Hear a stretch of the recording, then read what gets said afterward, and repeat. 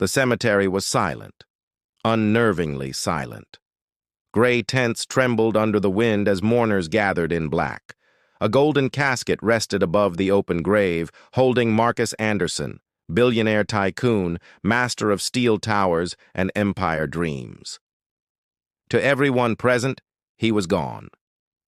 His brother stood stiffly, holding a folded handkerchief. The pastor's voice cracked through the cold air. And then, a shout split the silence. "Stop! Don't bury him!" All heads turned. From the back, a man in a torn brown coat forced his way forward. His beard was wild, his eyes sharp with desperation. "He's not dead." Gasps, murmurs, cameras raised. No one knew who this stranger was, only that his certainty shook the ground. When he pointed toward Marcus's business partner and accused him of betrayal, the crowd froze. Because this wasn't just a funeral anymore. It was a reckoning. A desperate cry from a forgotten man who claimed to hear the heartbeat of someone everyone thought was gone. If that opening caught your breath, stay with us. What began as a quiet burial soon spiraled into a confrontation that would change everything. Tap like if you believe truth always finds a way, and subscribe for more real, cinematic stories told through human courage. And tell us below, would you believe a stranger if he said your brother wasn't really dead? The morning air clung to the earth like fog-soaked linen. Gray tents lined the hilltop cemetery, their edges snapping in the wind. Beneath them stood rows of men in dark suits, silent, waiting. The casket shimmered gold beneath the dull sky, resting above a pit carved clean into the soil. On the polished lid was engraved a single name, Marcus Anderson. To everyone present, he was gone. The pastor adjusted his collar, clearing his throat. His voice trembled through the microphone, heavy with ritual phrases. But even faith felt thin here, stretched over disbelief. Something about this burial felt wrong. Marcus's brother stood at the front, hands clasped tight around a folded handkerchief. His face was carved from stone, his eyes hollow. Behind him, board members and bodyguards murmured softly. Then it happened. A shout cut through the wind like a blade. "Stop! Don't bury him!" Every head jerked toward the sound. From the crowd's edge stumbled a man in a ragged brown coat, his beard tangled, eyes wild but burning with purpose. He looked like he'd wrestled life itself and lost. Gasps rippled, cameras lifted. The stranger's voice carried again, rough yet unshakable. "He's not dead. Marcus Anderson is alive." The words froze the air. Guards tensed. The brother's jaw locked. "Remove him," he barked, but the pastor hesitated. Something in the stranger's tone carried truth, or madness too bold to ignore. The man stepped closer, boots crunching gravel. "Listen," he said, chest heaving. "He was given something, a compound that slows the pulse, cools the skin. He's breathing," just hidden beneath the silence. Laughter broke from the back, uneasy and sharp. Yet the brother's color drained. "Who are you?" he demanded. The stranger's answer came soft. "My name is Benjamin. I knew Marcus once." A murmur spread like wind across dry leaves. Benjamin's gaze flicked toward Marcus's business partner standing beside the grave. "And you," he said, "you know exactly what was done." The partner stiffened, eyes narrowing. "This is nonsense," he hissed. But the tension thickened. The pastor lowered his Bible. Even the wind seemed to listen. Benjamin's hand trembled as he pointed toward the casket. "Check his wrist. Feel his chest. He's still here." His voice cracked but did not falter. The brother shook his head slowly. The doctor confirmed his death.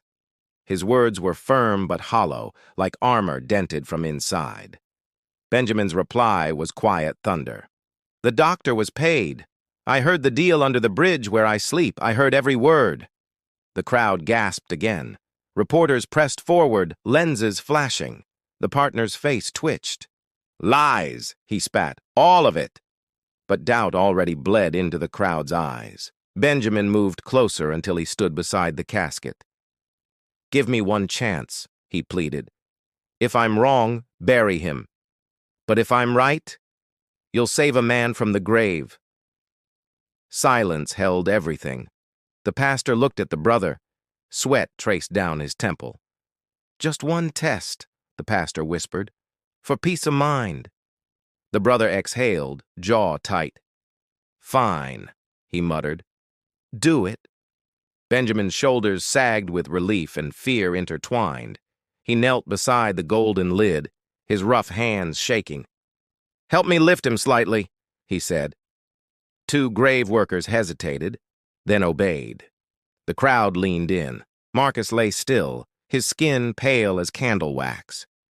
Benjamin reached into his coat and withdrew a small vial of amber liquid. "Neutralizer," he murmured. "This reverses the compound." The partner lunged forward. "Don't let him touch the body." Guards moved to intervene, but the brother raised a hand. "Let him finish." Benjamin uncapped the vial, drew a single drop into the glass dropper. His breath steadied. "Hold his mouth open," he said softly. The pastor obeyed, trembling. A drop fell onto Marcus's tongue. Seconds crawled by. Nothing. Benjamin's hope faltered. Whispers swelled. The partner sneered. "See? Madness." Benjamin closed his eyes. "One more," he whispered. He squeezed again. The second drop landed. For a heartbeat, nothing. Then a twitch. A faint sound rose from Marcus's chest, a low, broken gasp. The crowd erupted. Shouts, cries, prayers collided under the tents. The impossible was happening. Marcus's fingers curled. His eyelids fluttered open, revealing eyes glazed but alive. The brother stumbled backward, pale as ash. Benjamin caught Marcus's shoulders, steadying him. "Breathe, Marcus," he urged. "You're safe." The tycoon's chest rose again, deeper this time, drawing life from the air. The partner's face twisted in horror. He reached inside his jacket, pulling a syringe gleaming under the sun. "He should have stayed dead!" he roared. Guards surged. Benjamin lunged first, grabbing the partner's wrist. The syringe clattered onto the concrete, rolling toward the grave's edge. Gasps filled the air. The brother shouted for security. Two men pinned the partner down. His struggle ended in futility, breath ragged, eyes wild with guilt. Marcus coughed again, stronger now, voice hoarse. "Why?" he rasped. "Why would you do this?" His question sliced through the chaos. The partner's defiance broke. "I deserved what you built," he screamed. "You had everything while I starved in your shadow." His confession echoed like thunder. The pastor crossed himself, whispering a prayer under his breath. The brother knelt beside Marcus, tears streaking dust-stained cheeks.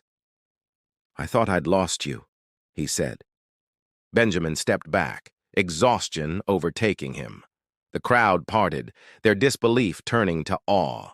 Cameras captured every second, the story already spreading beyond the cemetery. Sirens wailed in the distance. The police arrived, taking the partner away in cuffs. Reporters shouted questions that vanished into the wind. Marcus, still weak, gripped Benjamin's hand. "You saved me," he whispered. "Why?"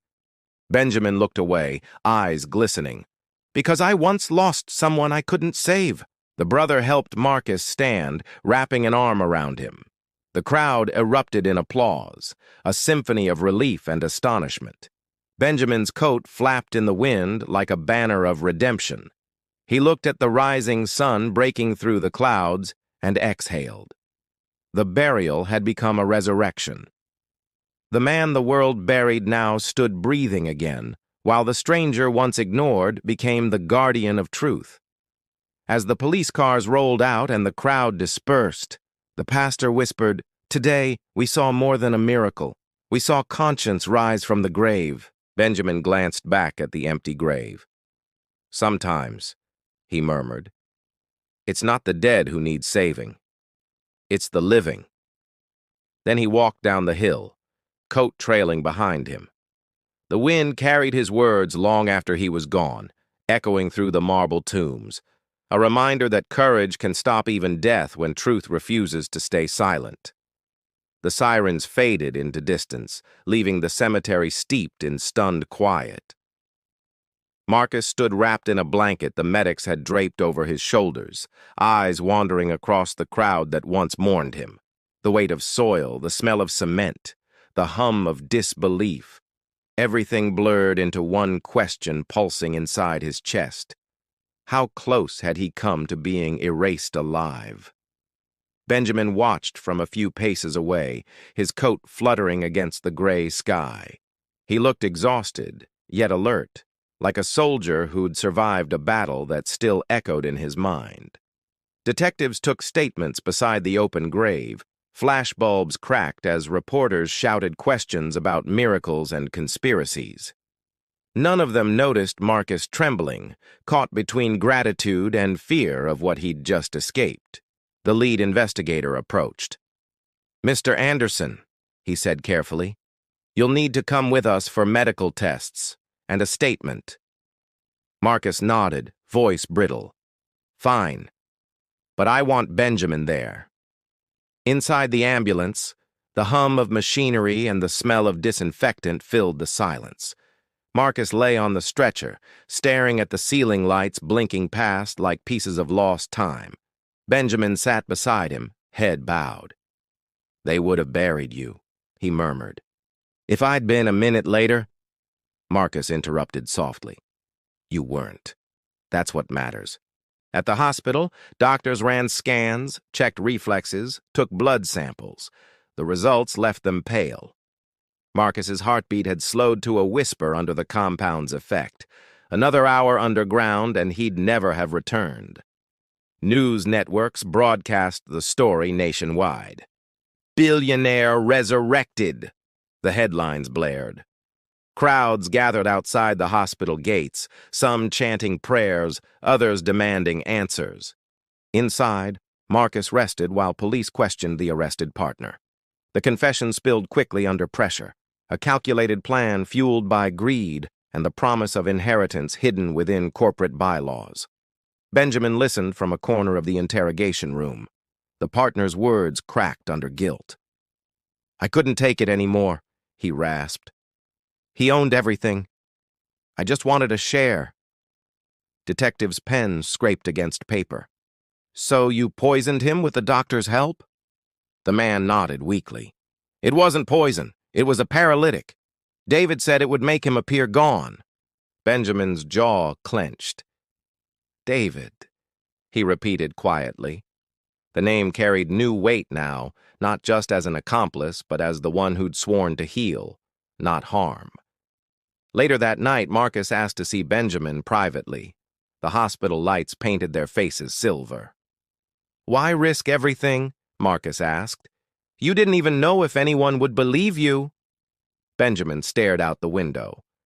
"Because I've watched silence bury truth before," he said. "Years ago, I stayed quiet and lost someone. This time, I couldn't."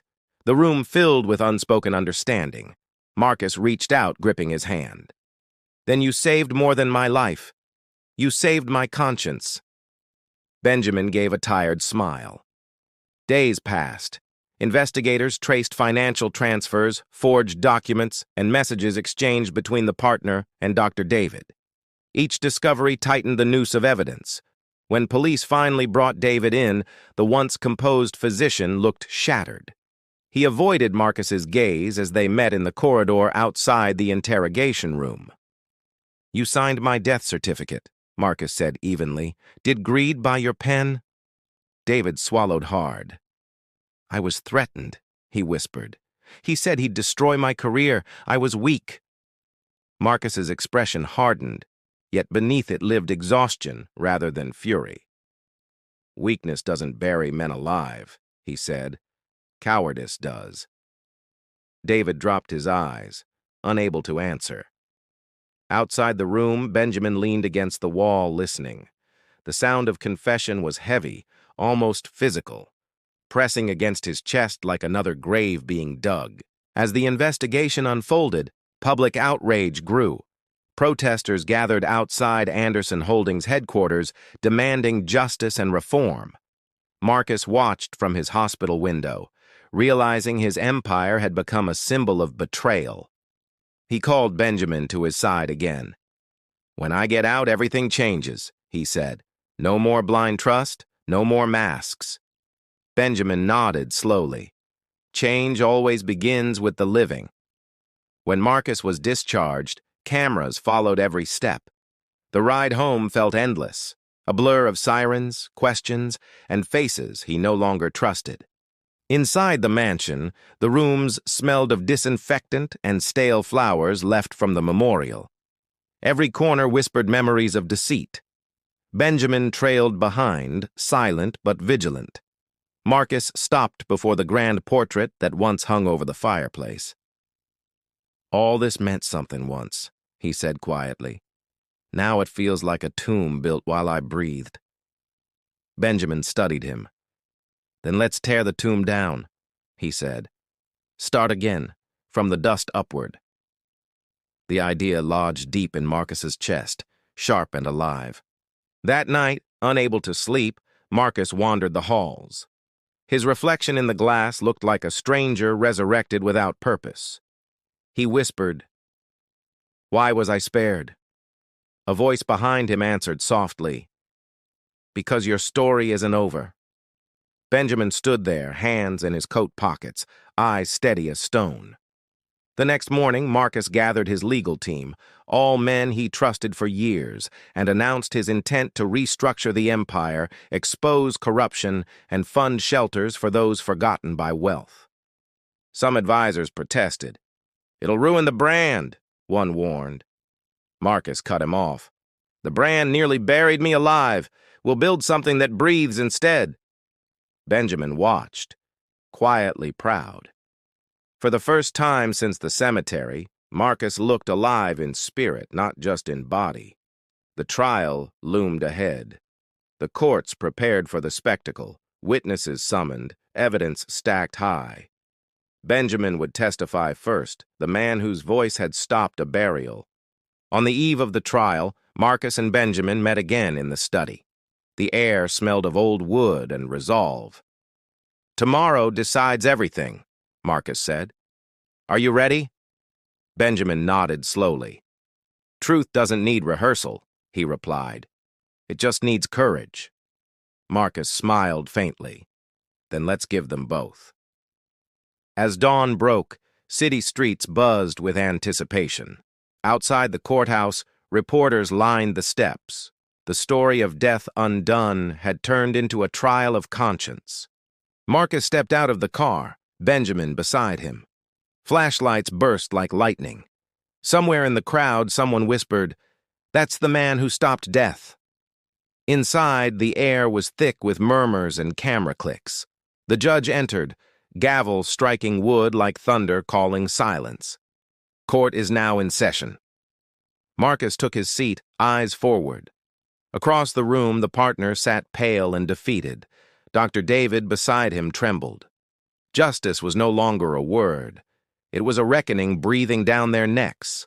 Benjamin's testimony began, his voice steady, each sentence a nail in the coffin of deceit. "I saw the car. I heard their plan. I couldn't walk away." The courtroom hung on every word. When the defense tried to dismiss him as delusional, Marcus rose, declaring, "That delusion saved my life." The room erupted in whispers until the judge's gavel restored order. The evidence spoke louder than pride. Bank statements, toxicology reports, recordings, all aligned like arrows pointing toward guilt. By evening, the verdict was clear: conspiracy, attempted murder, and fraud. The judge's words fell heavy but just. The accused were led away in silence. Outside, twilight painted the city gold. Reporters crowded the steps as Marcus addressed them briefly. "Let this be a reminder. Greed can fake death, but it can't escape truth." Benjamin stood a few feet away, watching as applause rippled through the crowd. For once, the noise felt less like chaos and more like closure. When the crowd thinned, Marcus approached him. "You could disappear now," he said. "No one would blame you." Benjamin shook his head. "Not until I see you live, not just survive." They walked down the courthouse steps together, side by side, their shadows long against the pavement. The city buzzed around them, alive with the hum of redemption. At the car door, Marcus paused. "What will you do now?" Benjamin smiled faintly. "Find work. Maybe peace. But this time I'll start above ground." Marcus nodded, the hint of a grin tugging his lips. "Then we both start again." The driver pulled away, lights of the city blinking like small promises ahead. Night fell softly over the skyline. In an office window high above, Marcus watched traffic flow like veins of light. His voice barely rose above the hum. "Still breathing," he said. Benjamin, standing beside him, replied, "That's where every miracle begins." The room fell quiet, not with mourning, but with the fragile calm of two men who had faced death and chosen life. The courthouse stood like a stone giant against the morning haze. Reporters crowded the steps, microphones raised, their voices overlapping in a chorus of speculation and anticipation. Inside, tension clung to every wall. Marcus entered, flanked by his attorneys, his expression steady but unreadable. Benjamin followed a few steps behind, the coat he always wore now neatly pressed, the weight of truth resting quietly on his shoulders. The chamber buzzed with whispers until the gavel struck. "All rise," the bailiff announced. The judge, stern and deliberate, took his seat. The case of the state versus the conspirators was officially underway. Prosecutors wasted no time. Charts, statements, recordings, all displayed on large screens. Each piece of evidence felt like a heartbeat in the room, hammering toward a single revelation. Greed had almost buried a living man.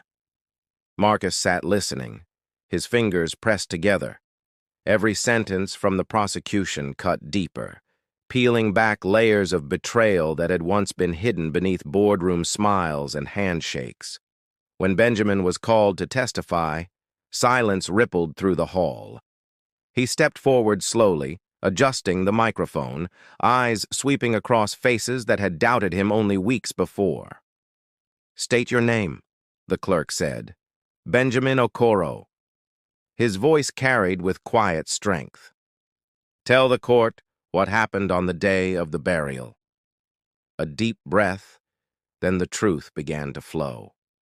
He spoke of overhearing the plot under the bridge, of the whispered argument inside the parked car, of the doctor's fear and the partner's hunger for power. Every detail struck like lightning. The defense tried to interrupt. "Objection! He has no proof beyond his word." The judge raised a hand. "Overruled.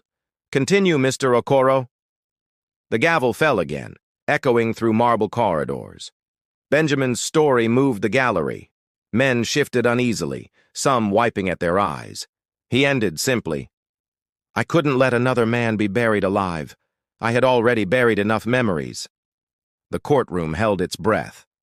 Marcus's gaze met Benjamin's for a single heartbeat, gratitude spoken without words. The prosecutor nodded, satisfied. "No further questions, Your Honor." The defense approached next, tone sharp. "Mr. Okoro, you live under a bridge. You're unemployed. Why should anyone believe you?" Benjamin's jaw tightened.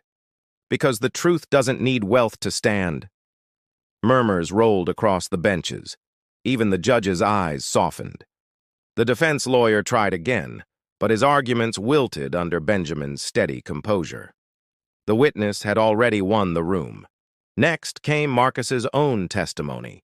Standing tall, he recounted waking inside darkness, hearing faint sounds above him, realizing he was trapped inside his own coffin. The audience froze, haunted by the image. He described the numbness in his limbs, the fading heartbeat, the faint warmth that returned when the neutralizer touched his tongue. His words painted a miracle carved from terror.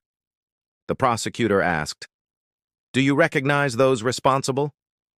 Marcus pointed without hesitation toward the partner and Dr. David. Gasps erupted. They sought to end my life for profit, he said. They failed. The defense sputtered. My client acted under duress! But the prosecution unveiled the bank transfers, voice recordings, and written agreements proving coordination. The evidence spoke louder than excuses. Dr. David broke first. His composure collapsed. Tears streaked his face. I was threatened, he sobbed. He said he'd ruin me. I wanted to stop, but fear chained me. Marcus looked at him quietly. You could have refused, he said. One signature almost buried me alive. David lowered his head, words lost beneath shame and regret. The judge adjourned for recess, but no one moved.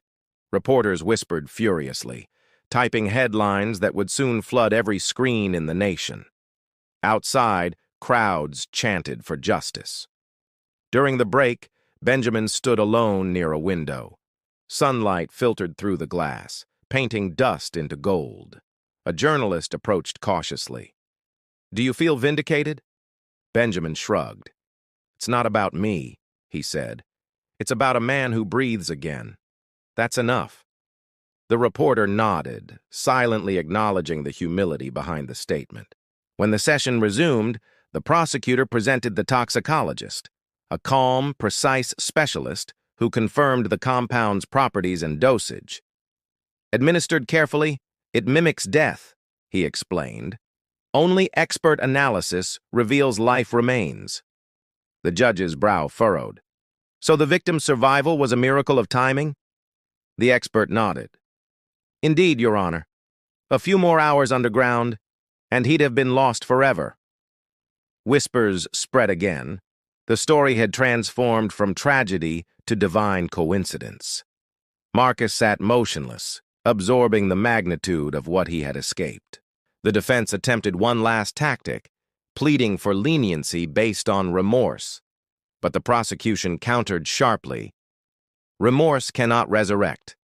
Integrity must guard life, not greed. The gallery applauded softly until the judge called order.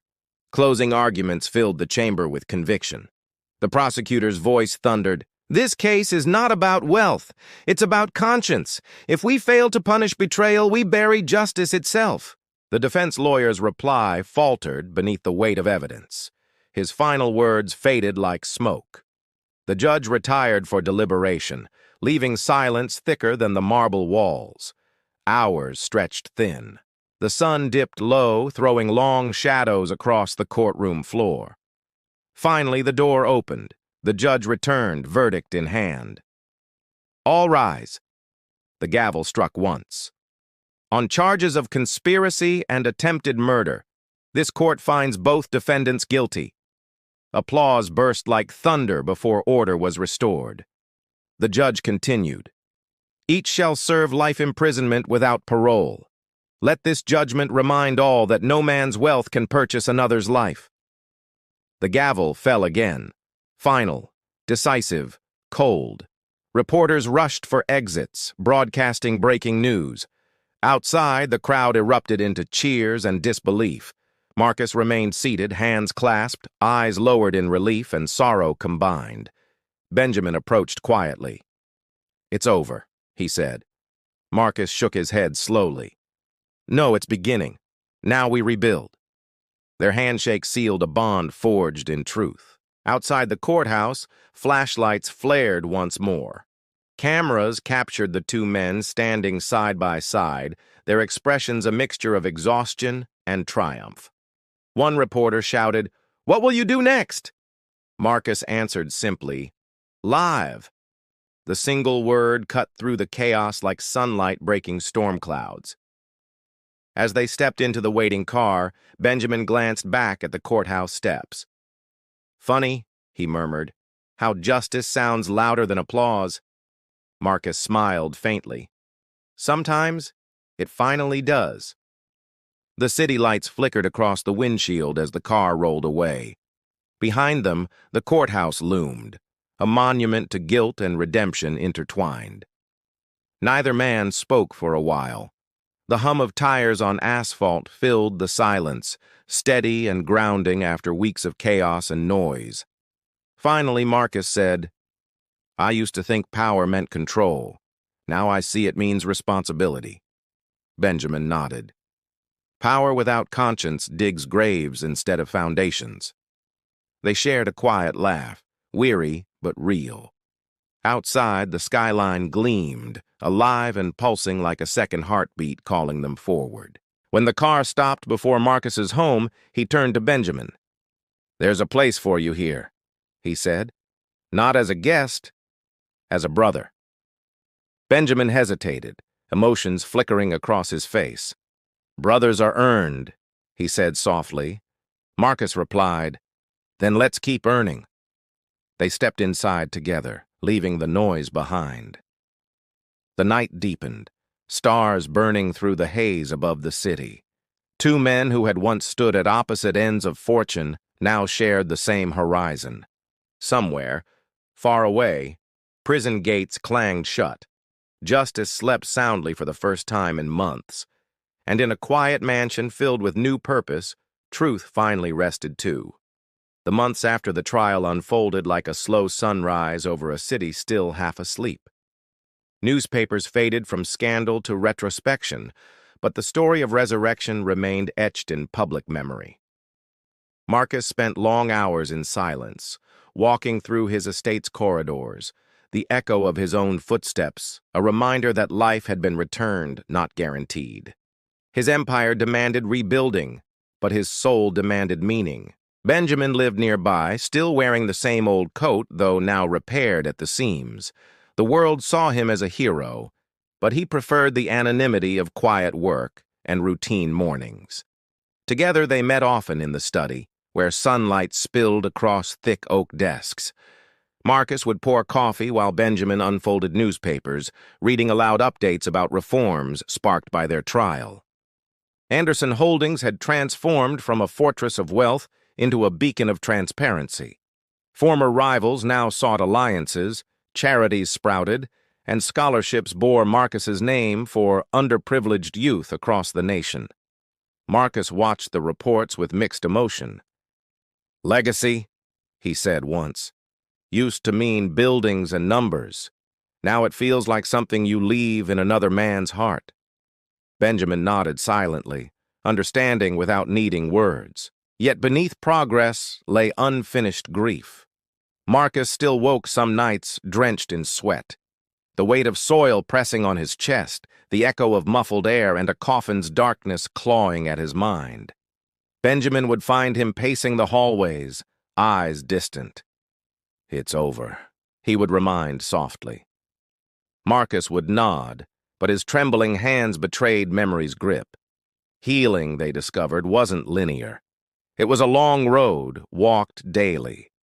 One evening, they visited the prison where the conspirators served their sentence. Marcus wanted closure, though Benjamin warned him the meeting might reopen old wounds. Marcus's reply was quiet. Some wounds must face the light. Inside, cold walls echoed with iron footsteps. Marcus faced his former partner across the table.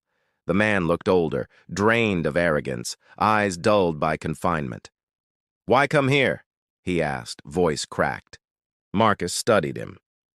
"To see what hate becomes," he said, "and to let it die in me before it kills me again." The silence that followed felt heavier than the chains themselves. When they left, Benjamin placed a hand on Marcus's shoulder. "You did more than forgive him," he said. "You freed yourself." Marcus managed a faint smile. Freedom feels strange when you've worn guilt so long. Outside the prison gates, dusk painted the horizon crimson. The city's hum in the distance felt alive again, messy, flawed, but alive. Benjamin breathed deep, the air tasting like closure. Weeks turned into seasons. The mansion's garden, once wilted under grief, now bloomed with color. Workers trimmed hedges, and laughter occasionally echoed where silence once reigned. Benjamin had taken charge of a new outreach division, rehabilitation programs for the homeless. No one should be invisible, he said. His days were full, his heart steadier than it had been in years. Marcus often joined him, sleeves rolled up, helping distribute food and supplies. Cameras caught the moments, yet the humility in their gestures wasn't performance. It was renewal, raw and unfiltered. One afternoon, standing among volunteers, Marcus looked toward Benjamin and said, "Strange, isn't it? The man who saved me once now teaches me how to live." Benjamin smiled faintly. "We just traded roles." The friendship between them deepened into brotherhood. They spent evenings under the veranda, glasses of water in hand, discussing life, choices, and what it meant to rebuild without fear. Marcus confessed one night, "Before this, I thought success was about control. Now I see it's about surrender, to truth, to mercy, to something larger than ourselves." Benjamin nodded, the flicker of candles dancing in his eyes. Outside, crickets sang beneath the moon. The world beyond their estate moved on, but for these two men, every quiet night felt like a victory over darkness itself. As the 10th anniversary of Marcus's survival approached, media requests poured in. Documentaries, interviews, books. Everyone wanted a piece of the story. Marcus agreed to one televised address, nothing more. The broadcast aired live from the City Hall auditorium. The hall was filled with dignitaries, students, workers, and reporters. Benjamin stood quietly at the edge of the stage, watching. Marcus stepped up to the podium. His voice carried calm authority, no longer the brittle tone of a haunted man, but that of someone who had walked through death and returned wiser. 10 years ago, he began, I was buried by betrayal, but I was resurrected by conscience. One man's courage tore the veil of greed that blinded us all. Cameras flashed, capturing every word. He continued, I learned that survival means little without transformation. We cannot rewrite the past, but we can decide what its echoes will teach. His gaze found Benjamin's in the crowd. Hope is never homeless. The audience rose in applause. Some wept openly, not from tragedy, but from witnessing forgiveness that felt real, not rehearsed. For the first time, Marcus smiled without pain weighing the corners of his mouth. After the speech, Benjamin joined him on stage. The lights dimmed slightly and the crowd quieted. Marcus gestured toward him. Meet the man who reminded us that humanity doesn't wear wealth, it wears courage. Benjamin shook his head modestly. I only spoke when silence became heavier than fear. The room filled with warm laughter and admiration. In that moment, both men felt peace settle like soft dust. Outside, the night air buzzed with chatter. Reporters followed, but Marcus waved them off. He and Benjamin walked side by side down the marble steps toward the waiting car. The city was alive around them. Street vendors, music from passing cars, the scent of roasted corn drifting through the air. It all felt grounding, a reminder of ordinary life reclaimed. As they drove home, Marcus looked out the window. Strange how we start in darkness and end chasing light, he said. Benjamin replied, That's where dawn begins, where shadows finally give up. Back at the mansion, they stood in the garden where flowers glowed under lantern light. The fountain whispered quietly, a rhythm that seemed to echo the beating of calm hearts. Marcus turned to Benjamin. You ever wonder why we survived? Benjamin thought for a long moment. Maybe because the world still needed to see what redemption looks like. Marcus nodded slowly. Then let's keep showing it. Months later, Anderson Holdings launched a foundation under both their names, dedicated to rehabilitation, truth-telling, and ethical leadership. Their story became a case study taught in universities across the nation. Neither man sought fame. They simply lived. Morning runs, shared coffee, open conversations about the past that no longer hurt to mention. Healing had turned from goal to habit. One evening, rain began to fall, gentle and persistent. Marcus stood by the window, watching droplets race down the glass. "You ever miss who we were before?" he asked. Benjamin chuckled. "Sometimes, but I prefer who we became after." The simplicity of the reply felt like wisdom carved from fire. Marcus smiled faintly. "So do I." The rain tapered off, leaving the world glistening under faint moonlight.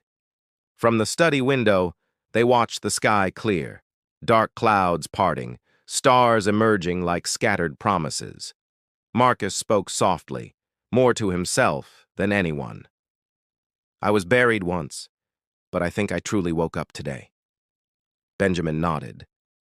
That's what survival really is, waking up every single day. Their laughter filled the room, warm and steady. The house no longer felt haunted. It breathed again, alive with purpose and quiet joy. Outside, dawn crept over the horizon. The first light of morning painted the world in pale gold. Birds stirred in the trees, shaking off the night.